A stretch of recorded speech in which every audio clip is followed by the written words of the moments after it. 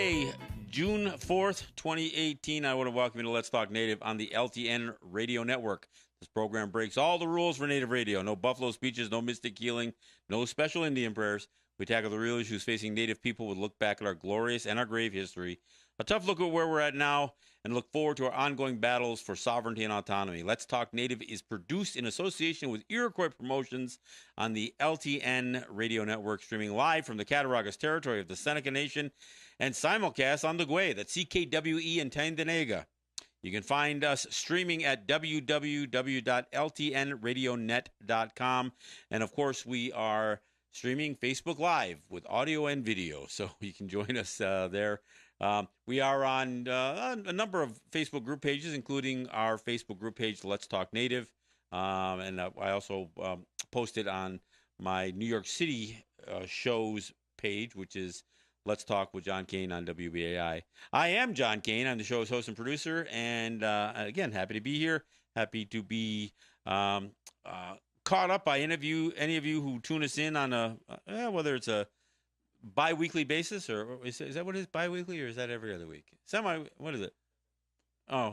Semi-weekly? What is that? What is that? I don't know what it is. Twice a week, anyway. And of course, if you catch my show in New York, that's 3 times in a week. You can catch some of my commentary, some of my thoughts, and I have a few. I attended the Left Forum, which is probably one of the biggest conferences for progressives, I guess. Now, I say that, and the first time I ever did a panel on the Left Forum, I had to qualify right off the bat. I don't consider myself left or right or liberal or conservative. Those boxes that that people create, to label and identify themselves, doesn't really work for Native people. And the interesting thing is, having gone to the Left Forum a number of times over the years, and it's been a couple of years since I've been there, I find that they're struggling with what to call themselves, because the left is so fractured. I mean, and the political left. I mean, you've got, what they consider the radicals versus the left, and in light of what took place in the last election with Donald Trump beating Hillary Clinton, there's all kinds of big questions about what the left even means. But I know what they're trying to mean.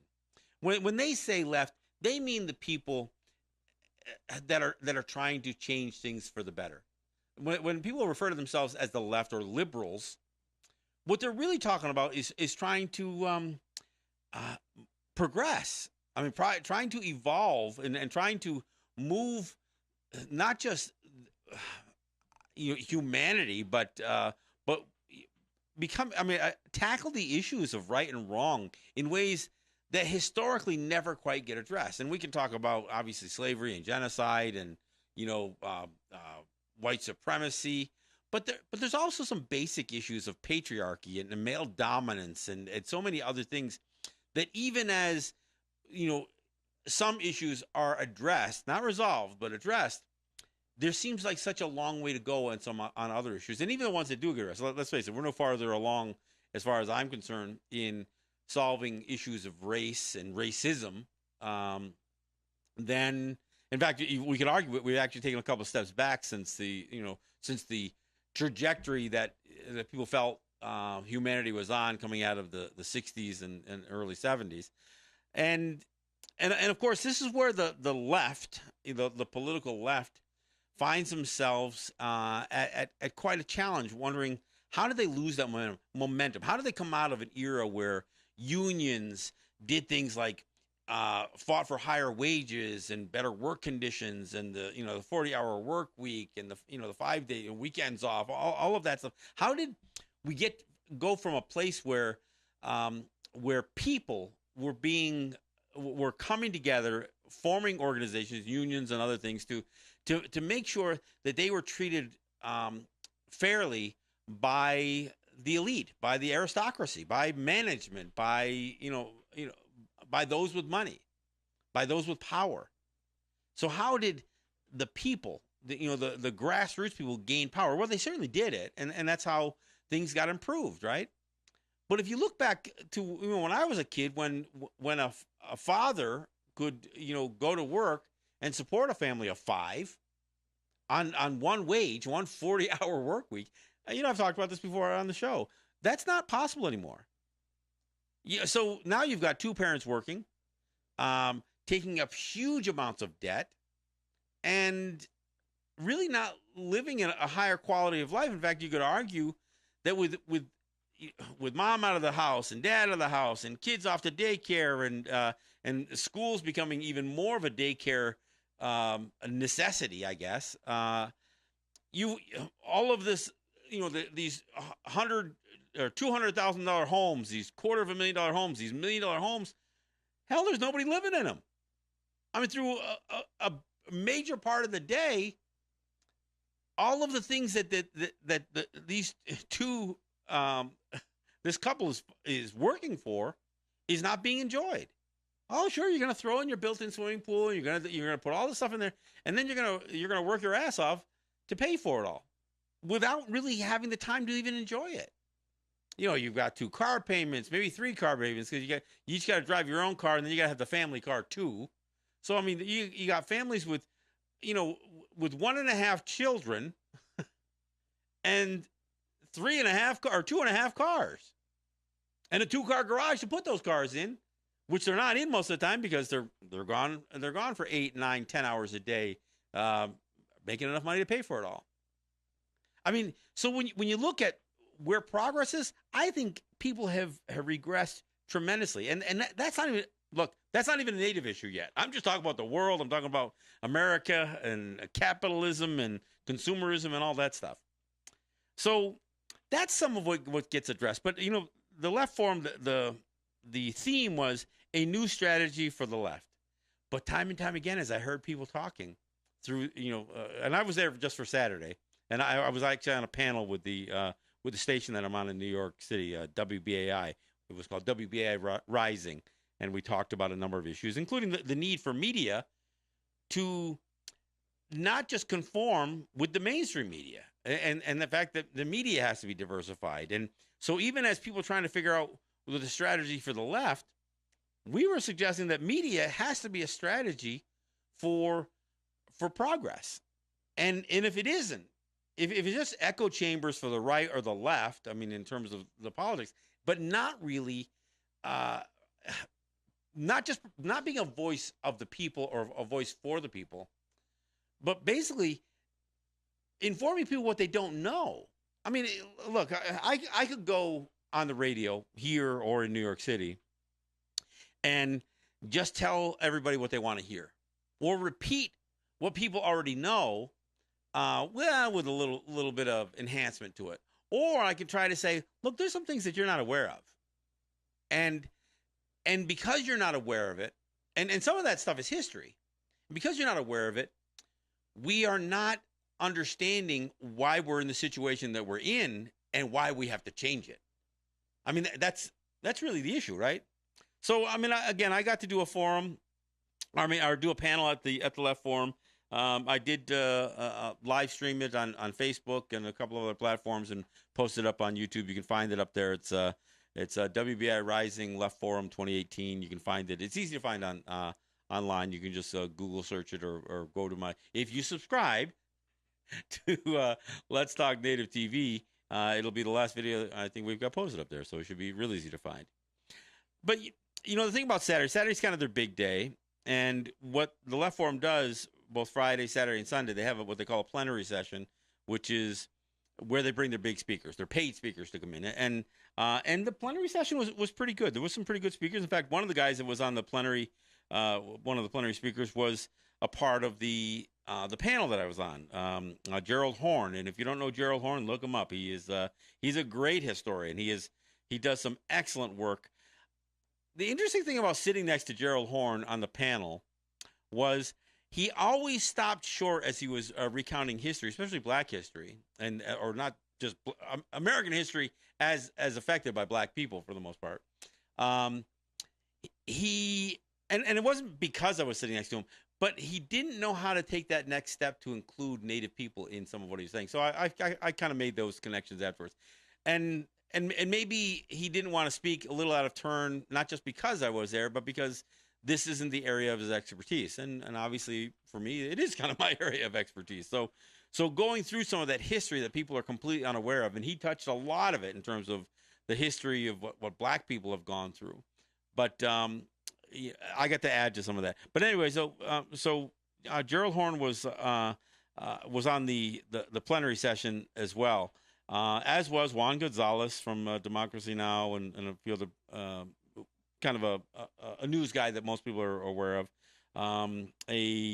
Another gentleman by the name of George Mahar, and a woman by the name of Sylvia Federici, and she's a feminist and an activist. And I got to talk a little bit about what she brought to the table, because the first time somebody identifies them as a feminist, for me, I automatically thought about somebody who is out there pushing for women equality in pay, and all of these other things. But what she kind of alluded to in her presentation was how feminism got it wrong, and how it almost seemed like the role of feminism was to masculate women. Was to make sure that women could do man's work. But there wasn't a whole lot that the feminist movement did to protect some of the traditional roles of women in terms of motherhood and raising children. I mean, let's face it, feminism, as it stepped up for things like reproductive rights, really hasn't been about reproductive rights. What it's been about has been more about the right to stop a reproduction. It's been the abortion issue. So the women's right to choose. So what gets cast as reproductive rights has been really an argument about abortion for decades. And it's been a strong part of the feminist movement. It's been a stronger part of the feminist movement than maternity leave, or the kind of support that mothers really need. Because let's be honest here. And again, I haven't touched the Native issue yet, but let's be honest here. There is an unequal burden on women when it comes to reproduction, procreation. Not only do women have to, carry the child for 9 months before birth and deliver the child, but whether it's because of tradition or because it's natural, however you want to define that, a woman's role in childcare is always going to be disproportionately on her as opposed to him. And I'm not just talking about a blissful family, mom, dad, 2.5 children or 1.5 kids. I'm talking about the single mother as well. There isn't the effort to make sure that the fathers of children are not only equally engaged in the full burden of raising a child, but again, when you consider what has happened societally in terms of consumerism, cost of living, wages that have not gone up, that father can't even completely support his family on his wage alone. Certainly not with only 40 hours. So if the father's only role has to be making money and almost no other role in the family, again, I'm not saying making money isn't a part of providing for that child, but it's got to be more. So when we look at society now and we see the problem that we have with the number of the amount of depression that children are suffering from, and the idea of over medicating them for whether it's depression or ADD or ADHD or whatever else it is, and some of the other problems that we're having, it can be directly attributed to the fact that we didn't fight hard enough, not just for women, but for mothers. Mothers have always deserved more support when it has come to the work that they do. And you know what? What really should have been fought for is, especially in the where we live now, because there's so much that you can do with a computer and at home and everything else. Women, during the time that they are actually fully engaged, full time in childcare, which somebody has to be. At some point, somebody has to be fully engaged in the childcare mode. So if you farm that out to a daycare center or a nanny, if you're affluent enough to do that, you're still removing yourself from that equation. So who better to care for a child than a mother? And secondarily, a father. And I say secondarily because they should be that way. But that mother doesn't have to have her life end because she became pregnant. And that's not, a woman's life shouldn't end, but she also shouldn't be pressed to be in a man's world in terms of employment or career or whatever else. There should be some very specific ways that women, as they not only go from this child bearing or childbirth, child rearing, child bear, all that child upbringing, child care, that there isn't some processes put in place that a woman, when she's done with that, can play another role in society. I mean, just to have her, the whole idea that a woman's place is the home or a woman's place is the kitchen. Look, I don't buy that crap. But at the same time, there is no person more important to the to the raising of children than a mother, and a mother who doesn't have to struggle. I mean, it shouldn't be a fight, and she shouldn't necessarily have to feel like she's living in a world where she's a second-class citizen because the father is earning earning the cash, bringing in the money. I mean, to me, when you want to talk about where feminism failed, feminism did not do enough to fight for mothers. I mean, there is some element of even the social, safety net, the welfare system, where women were pressured into having the tubes tied. I mean, where the hell were the feminists fighting for women's reproductive rights when those rights were actually being denied for somebody because of poverty? You know what? Poverty should not be what prohibits somebody from having a child. I mean, look, some people are saying, well, that's crazy. If you can't afford to have a child, then you shouldn't have a child. Well, you know what? Then how do you expect another generation to come about? Do you think the mom earning her six-figure income, down on Wall Street, is gonna, crank out a baby, go back to making the cash, have somebody else raise that child, and you're gonna wonder why these children, the problems that the children are facing it's not just poverty. There's a whole range of problems. So I was pretty impressed because when she first introduced herself, this Sylvia Federici, I thought, okay, I'm going to hear kind of a standard feminist monologue, and I was okay with that. I'm honest, I was, but she did what I hope that I do, that I strike a note. I mean, she got me. She got me. She brought up some things that I think have not been brought up enough, and what she brought up was some of the failure of the women's movement, and I got to tell you, as a Native person, I see it here on our territories. The thing about the left, and this actually got restated here at the Left Forum. There were those, including guys like Juan Gonzalez, who felt like, the key to a progressive left movement lies in the cities.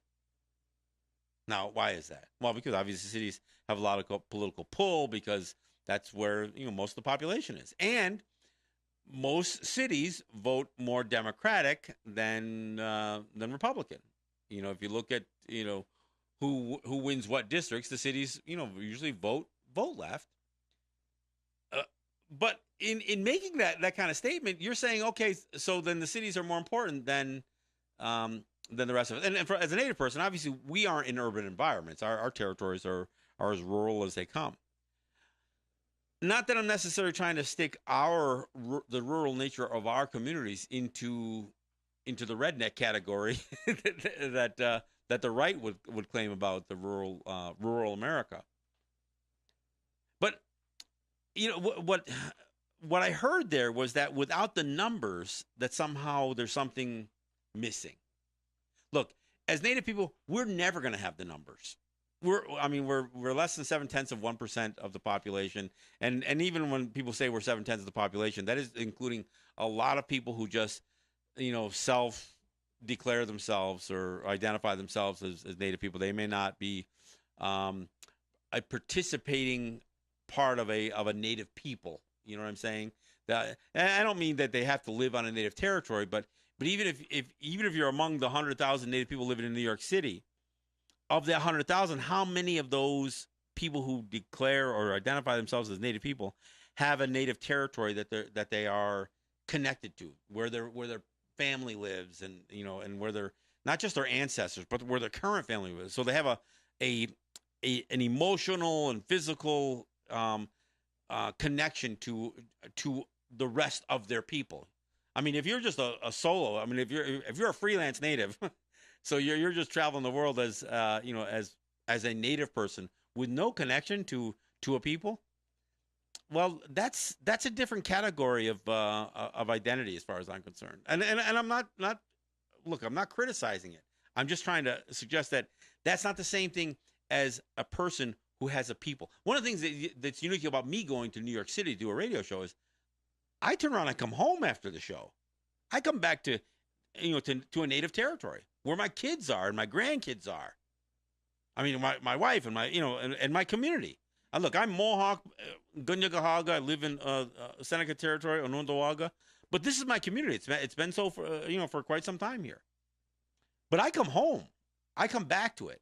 I don't. My ties are very firm and firmly connected to the people that I care about, the people that I advocate for, not speak for, but advocate for, and I think that's important. But we still have power, and that's my point. And when we get into this discussion about how to affect change, and people talk about revolution and they talk about politics and that kind of stuff, I've said it before.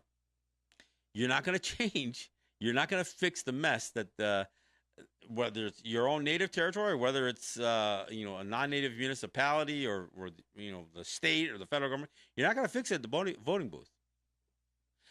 You're also not going to fix it by not going to the voting booth. One of the things that Juan Gonzalez had mentioned was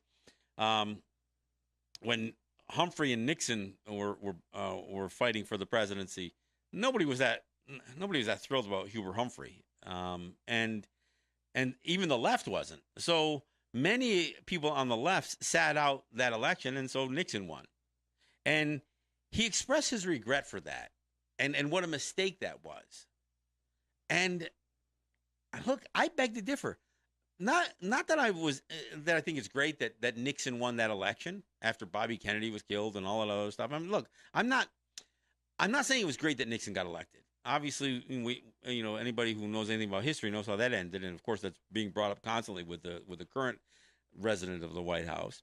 But the problem is, if you thought either voting in an election was all you needed to do, or boycotting an election, if you just think boycotting this election, I did my part. If you don't stay engaged in the effort to change things, it's not just a one-trick show here.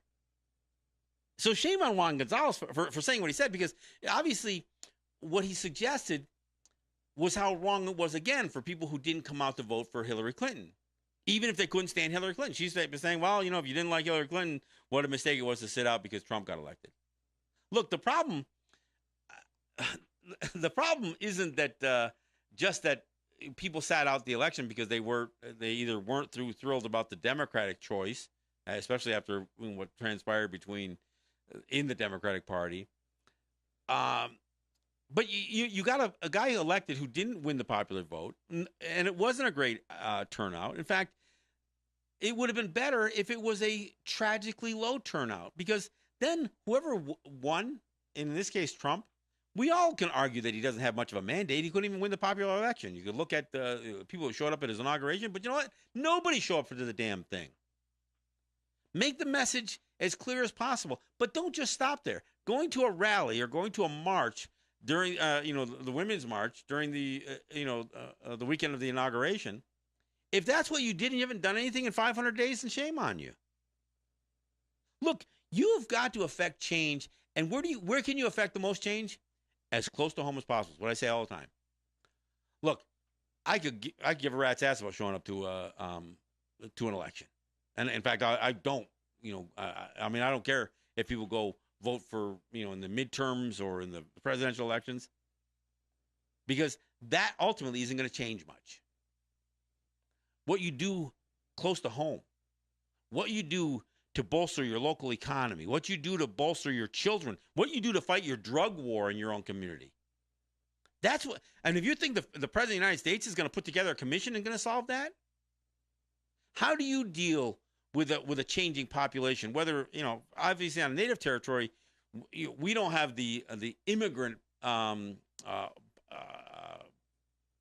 population issue. I mean, I guess we do, because anybody who's not native, I guess we should view as immigrant. But we don't have the refugee issue, put it that way. But how do you deal with that? I mean, how do you deal with it locally? Instead of just looking to the president or the governor to solve these problems for you, if they are problems, how do you deal with a changing landscape? How do you deal with the race issues? How do you deal when a bunch of white supremacists want to come in and do a demonstration in your territory? And one of the guys who stood up there, he talked about, punch a Nazi. That's what he said. That's that same slogan. Look, somebody comes in, they want to promote that kind of stuff, because if you let that stuff grow, that's how we're in the situation we're in now. But we have to take this stuff locally.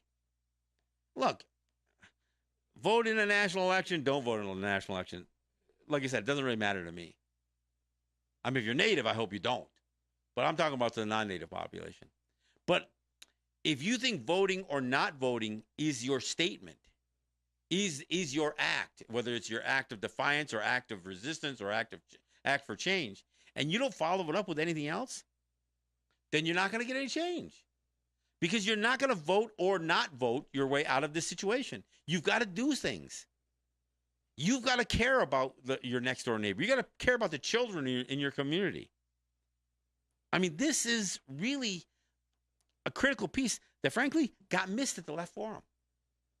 Because when they start saying, "Oh, the cities are where it's all important," I got to tell you, the cities have a lot to lose. Because we are heading into some major problems. Because when you look at where the cities are, most of these cities are some of the areas that are going to be most financially affected by climate change, struggling with infrastructure like water and rising sea levels, tragic weather events. I mean, so anybody who thinks that that the goal is to rally the base in a city to solve these bigger issues, at some point, the concern that I have is that people in cities are going to start caring more about the cities and forget about about the rest of the territory until they need to start. People talk about gentrification. Gentrification isn't just the idea of moving black people out of a community. It isn't. What people are seeing about gentrification is that it's a class warfare, and that even with climate change, now you've got people with money who are moving people who don't farther and farther out of the areas that they've lived through for many generations, because their land is becoming more desirable as climate change happens, or these current seaside chalets are becoming less desirable because of it. Okay, look, we're at the bottom of the hour, so we'll take a break. But I want to get back, and I'm going to talk a little bit about my show that I'm going to do in New York this Thursday as well. I want to talk about that coming up. But I got a few more things I want to hit on this subject that came out of the Left Forum. So I'll do that when we come back. This is John Kane, and this is Let's Talk Native.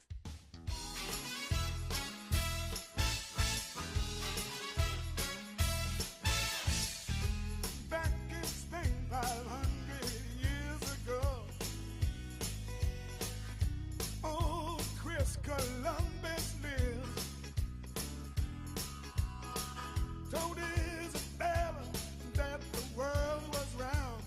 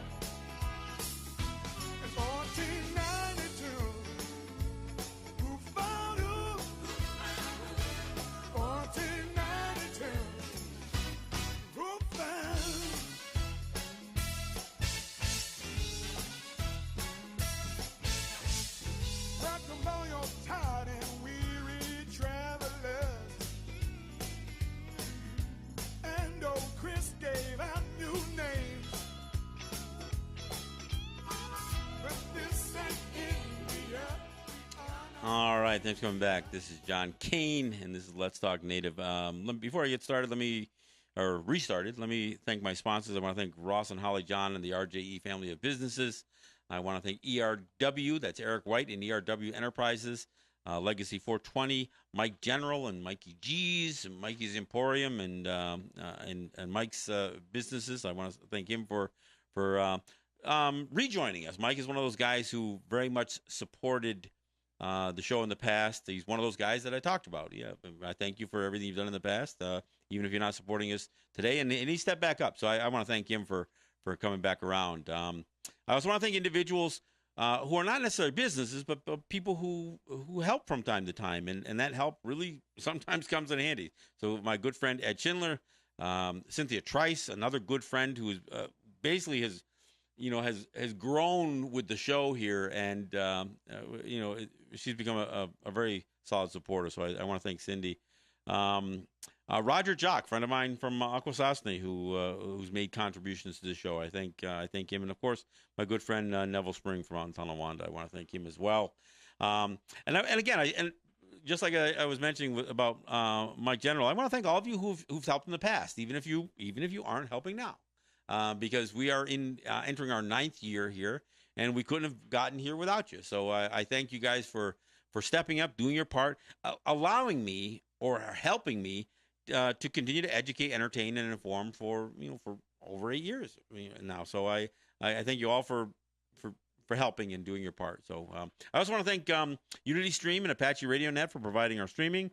I want to thank CKWE, as I said earlier, for both the simulcast and the rebroadcasts of the show. I want to thank some of the internet networks, Netroots Radio, Real People's Media, and Indigenous Resistance Radio for carrying Let's Talk Native on their networks. And, of course, I want to thank all of you who share the show, whether you're sharing the Facebook live stream, whether you're sharing our SoundCloud audio, or whether you're sharing our YouTube videos. I want to thank my wife in particular, Brenda, who shares the show across a bunch of the Facebook group pages. But I also want to thank the administrators of those group pages who allow my show to be posted on your group pages. You guys could deny our access if you thought it was if you didn't want to hear these messages spread throughout throughout your role in Facebook. So I want to thank you guys as well. As I said earlier, we do have a channel on YouTube. It's called Let's Talk Native TV. So go ahead and subscribe to it. Look, we got a good following on our Facebook group page. We're approaching 8,000 members on that group page, and not so much on my group page for my show in New York, which is the Facebook group page for this is Let's Talk Native with John Kane. The Facebook group page for my show in New York is Let's Talk with John Kane on WBAI. I'd like to get that membership up, but my YouTube channel, I'd love to get more subscribers. So if you catch this show on Facebook, even if you catch it all the way through on Facebook and you don't need to watch the YouTube videos, go to YouTube anyway and subscribe to the channel, because on the chance that you miss it or you're busy, it's going to be much easier to go back to YouTube to find a show that you missed, or look at past shows, than try to scroll down through Facebook. So YouTube is the best way to look at the videos. Plus, it's the highest quality videos. It doesn't have any of the breakiness that you get out of the internet, perhaps getting overloaded a little bit and having our bandwidth squeezed, or whatever. We edit it down a little bit, so it's a little easier. It's a better viewing experience if you watch us on YouTube. So it's not live, but it's a better if you're going to catch it after the fact. So by all means, go ahead and subscribe to our channel on YouTube. That's the Let's Talk Native TV. Look, as I mentioned, I did go to the Left Forum, and if you're not familiar with it, give it a gander. Take a look at it. It's Left Forum. This was Left Forum 2018, and again, their theme was a new strategy for the left. Look, they weren't always called the Left Forum. That's kind of the name that they gravitated towards, maybe a decade or so ago. I'm not sure that left is, if it's just about left or right. One of the things that I had to dust off was one of my my commentaries or memes from Facebook, because there was a fair amount of conversation about racism on the left. So I had to reiterate my comment about racism not being a right thing, but it's a white thing, because it's real easy, especially now with Donald Trump, to view um, racism as just something that comes from the right. But we, as Native people, we see it coming from the left.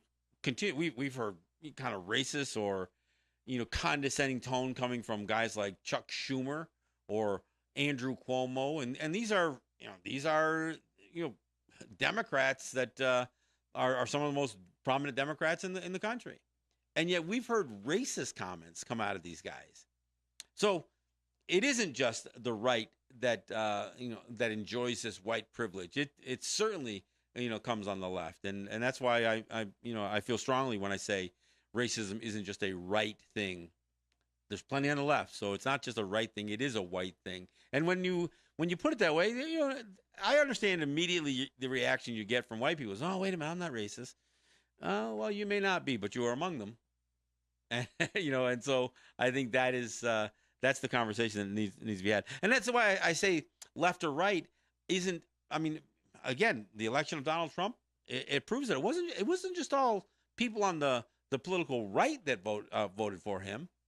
There was a lot of people who just didn't like Hillary Clinton and that were voted for Obama twice and Clinton a couple of times, and then turned around and said, "No, I want something new," and so they voted for a moron instead. But that's a whole nother issue. But so again, I'm not sure if when they say left form, I have to kind of do a double interpretation on what they mean by left, or because when I go there, I always have to say, look, I'm not sure that I qualify as being on the left, but I do have a message that I think is a progressive message because of where you are as a country and where we are as Native people. I think we need to progress.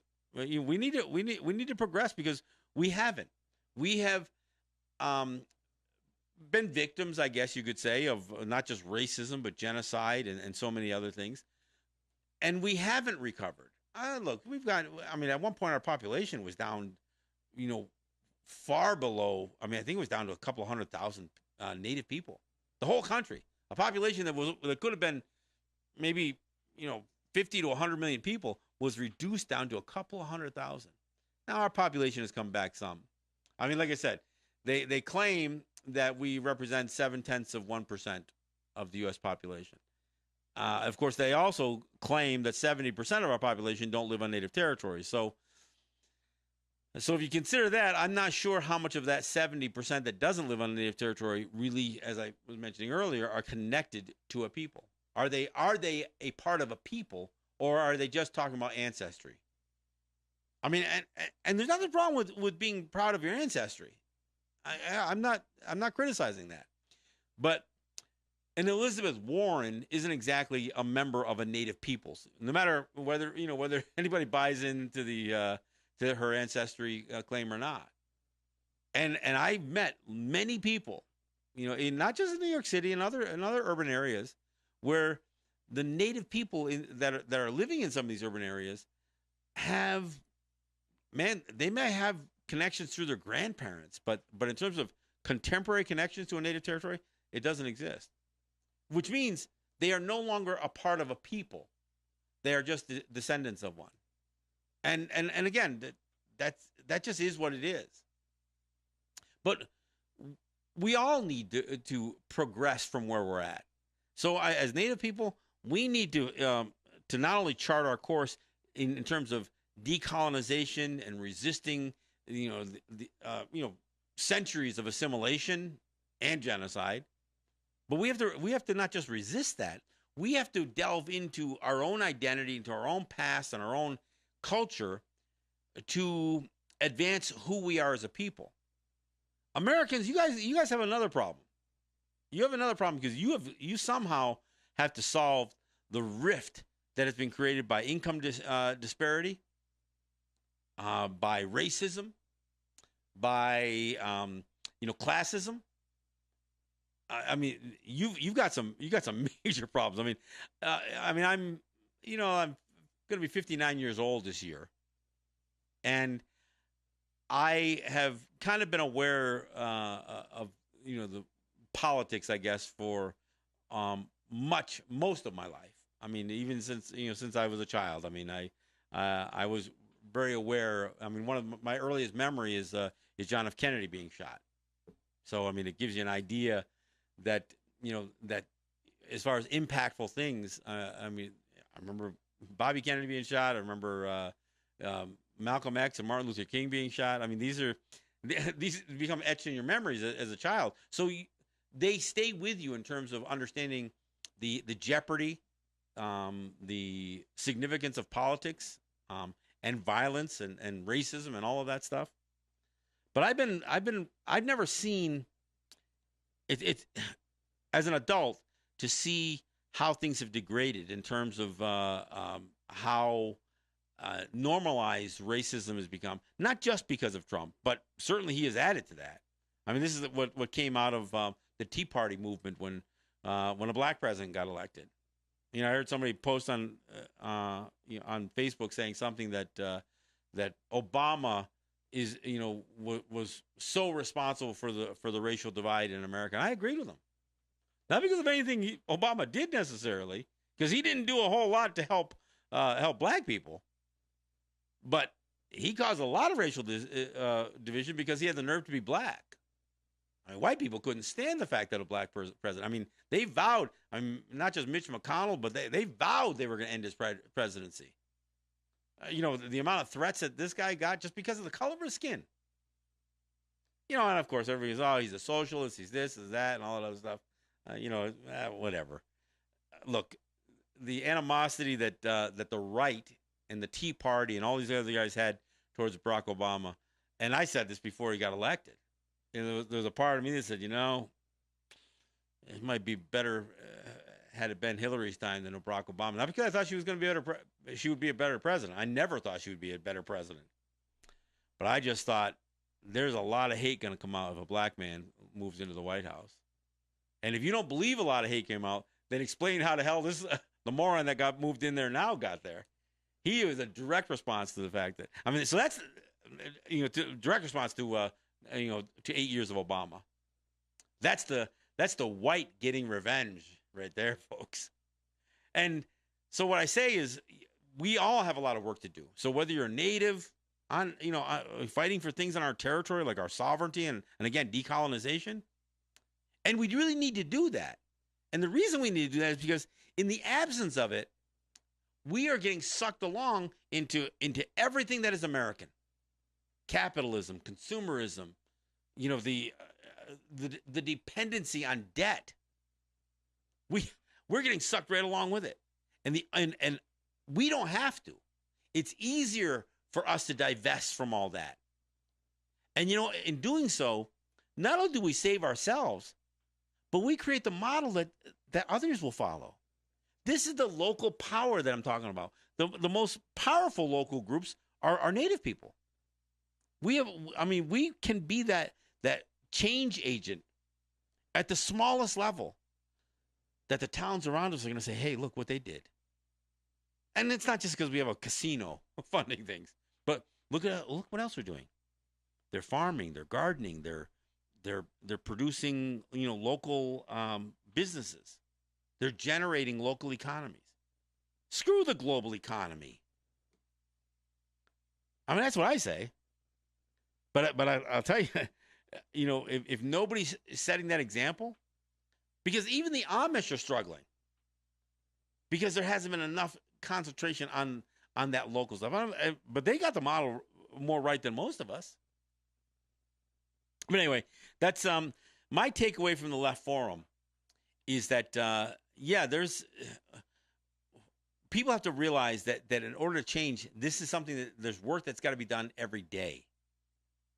I mean, look, there's lots of conversation about fighting for environmental causes and everything else. But, if we're so busy advancing this right and that right to do this and the right to make money, the right to, all of we're so busy fighting for these rights that we don't do what's right, that we're neglecting our children. This is where I get back to this. Again, I was impressed with this Sylvia Frederici, and it's interesting because now this is a couple of shows in a row that I'm mentioning a woman activist who they self-identify as feminists. So whether you're talking about Dr. El Sadawi that I mentioned a couple of weeks ago about democracy not being able to coexist with capitalism and religion, and now this woman. So I'm hearing things from really good thinkers out there. And look, and that's what I'm looking for. When I go to something like this, I want to hear somebody who's going to tell me something I don't know. Tell me something I overlooked. I mean, I've tried to be supportive of women's movements. But I mean, it was a real slap in the face to think that when this woman stood up there and said, look, there wasn't a fight for reproductive rights.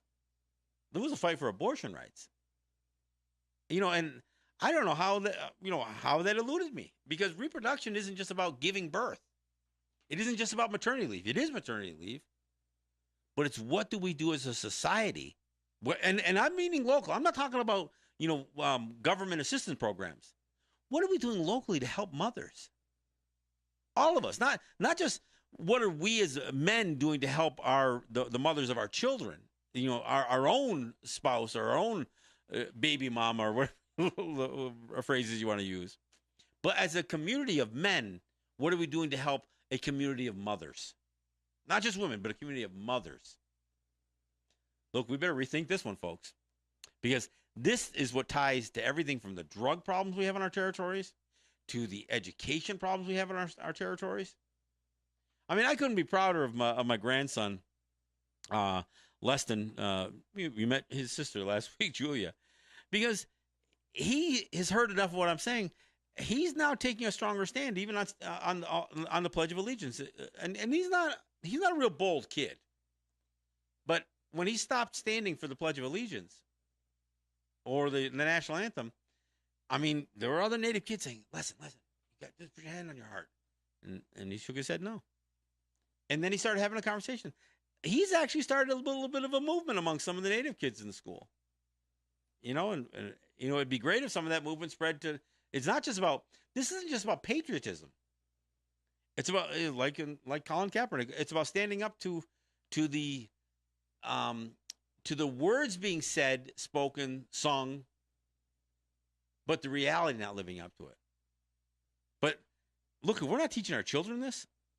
Now, look, there was a posting here in the Seneca Nation for summer youth employment. And one of the things they listed as the criterion on there. Now, this got past people, apparently, but one of the things they listed on was you had to be, if you were over 18 and a male, you had to be registered for the draft. You had to put your name, and you had to provide the documentation that said you had registered for the draft. Seneca Nation had that. And it got pointed out, and there was a knee-jerk reaction. Say, no, we can't do that. But coming out of the gate, and whether this was tied to funding this stuff, I mean, this gets back to what are we saying to our children? Is anybody taking the time? Is the education department here in the Seneca Nation telling children, young boys who are 17 years old, you don't have to register for the draft when you turn 18? I mean, I had somebody actually post that said, oh, no, you're automatically registered once you turn 18. It's done through your social. No, it isn't. It's not. That's not true. So as a Native person, I mean, we need to spend more time educating our kids about some of this history and about what it means to go forward. Hey, I want to mention I'm on my show in New York this week. I'm going to tackle an issue, and I've talked about it here already. I want to discuss the hypocrisy of guys like Oren Lyons and Sid Hill, who sits as the Taladaho for the Haudenosaunee.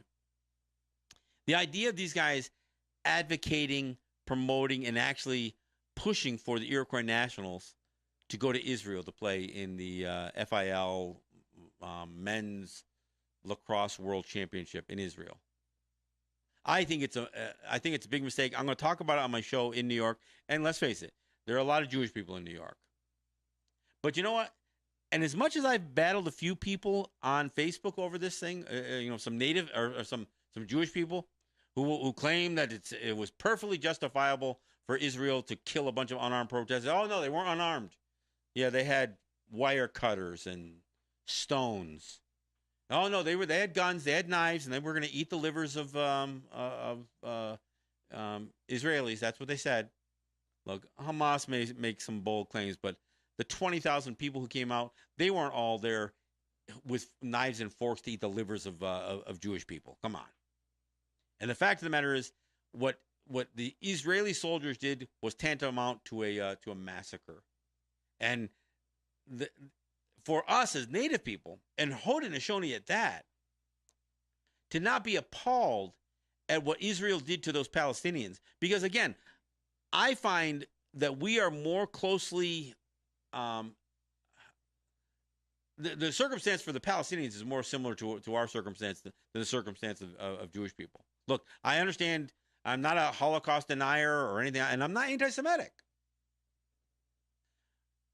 But the way the Israeli government, the state of Israel, and its military are treating the Palestinians is akin to what Native people have suffered at the hands of colonization.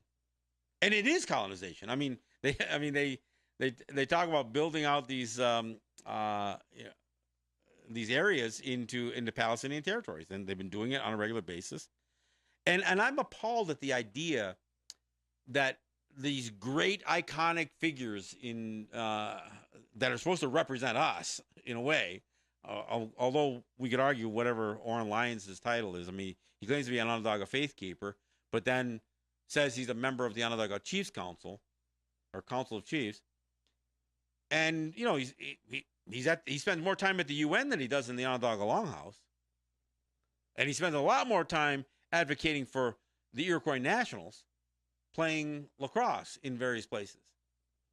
Now, I get it. Part of the reason that this idea of supporting the Iroquois Nationals going to Israel is because Israel says, "Oh no, we're going to recognize your passports." They don't seem to be stepping up to fight the United States over the passport issue or anybody else. They aren't exactly stepping up to making an argument about the violations of the UN Declaration of the Rights of Indigenous Peoples. But again, how could they? Because what they're doing to the Palestinians is absolutely mirrors historically what has been done to the Haudenosaunee and to Native people here in the U.S. and on the Canadian side of that imaginary line as well. Now, we can have a debate about the effectiveness of boycotting. Now, so should we boycott the games in Israel? Yes, I think we should. And people say, well, it's sports. We shouldn't allow sports and politics to affect. And I've got to remind people. Remember that little battle we had about Lancaster High School here in Western New York, a suburb of Buffalo, and the fact that they had a race. Not only did they have a racist name, they called themselves the Lancaster Redskins, and appropriated imagery and all kinds of other stuff. And they had everything from these cartoonish characters for Native people to some things that were more contemporary, artsy, and that kind of stuff. And they had the whole scalp 'em and all that other stuff, plastered along their walls and that kind of thing. But the kids themselves, they became, and this is a very, very white community. They became so wrapped up in their own white privilege that they would hurl racist comments at Native kids that they're playing out, the real Native kids. So as they were playing Redskin, they would hurl racist comments at Native kids. I can imagine what they're doing to black kids, but that's what they were doing to our kids. And it was the boycotting of competing against Lancaster by Akron High School, which is near the Tonawanda territory, Seneca territory, where many of the Tonawanda Senecas attend school there. It was the Akron school that said, no, we're going to boycott. We're not going to play lacrosse against Lancaster. And it isn't because Akron couldn't beat them. Akron, in fact, all of our teams seemed to destroy Lancaster in lacrosse. So that wasn't the issue. It was an easy win. But no, nobody wanted to give them the satisfaction of having the opportunity to hurl racist slurs while they claim to be Redskins. So Akron boycotted. Lakeshore High School boycotted, which is where many of the Senecas from the Cattaraugus Territory of Seneca Nation attend, and Niagara Wheatfield, which is where many of the Tuscaroras go to school. Those, I think it was just those three, but all three of these schools notify Lancaster that they will not compete against them. They will not honor them in sports competition. And that had as much effect as any of the stuff that I had to say in the media, honestly. And I felt like I had some powerful messaging, but the messaging that came from those boycotts made a lot of difference. And I think the Iroquois Nationals should make a public statement, and shame on Oren Lyons and again, Sid Hill for agreeing to this. But this is what I'm going to do the show about in New York. In fact, I might even have a Jewish lawyer join me. A guy by the name of Stanley Cohen may join me. But I'm also there's some folks locally with WBAI who are strong advocates for Palestinian rights, even though they are Jewish background. And I spoke and met with several of them during the Left Forum. Mimi Rosenberg, who is one of the lawyers down there, she's part of the Lawyers Guild, and she's a producer. She's did a powerful show just the other day on the Palestinian plight. So I'm going to raise this issue in New York, and of course I'm going to open up the phone line. So it's going to be interesting to see the response that I get from this.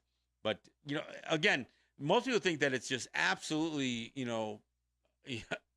heresy to criticize these iconic native people like Oren Lyons or Sid Hill, or even Suzanne Harjo, who's somebody who's also very much in the Israel camp. So, me not so much. Look, I don't have an axe to grind with Jewish people, but I do have an axe to grind with disproportionate violence being used against people.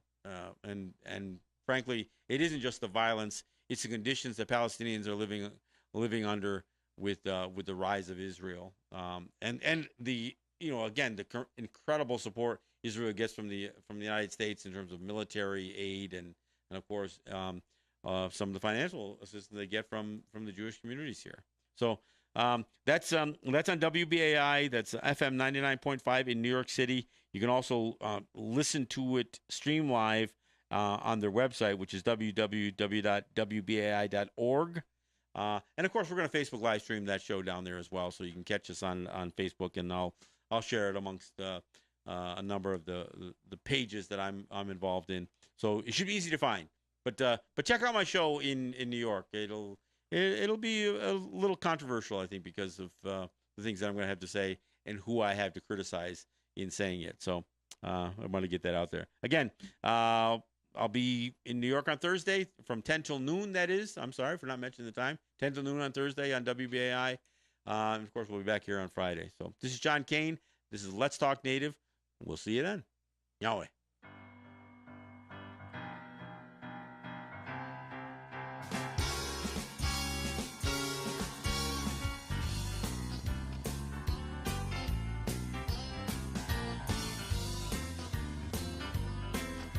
Trying to cross the border to the good old USA. Man said, where you come from, boy, how long you gonna stay? I said, I'm from the Six Nations and Reserve, don't know when I'm coming back. He said, I'll have to see your Indian cop. I said, why don't you tell me, Jack? Where's your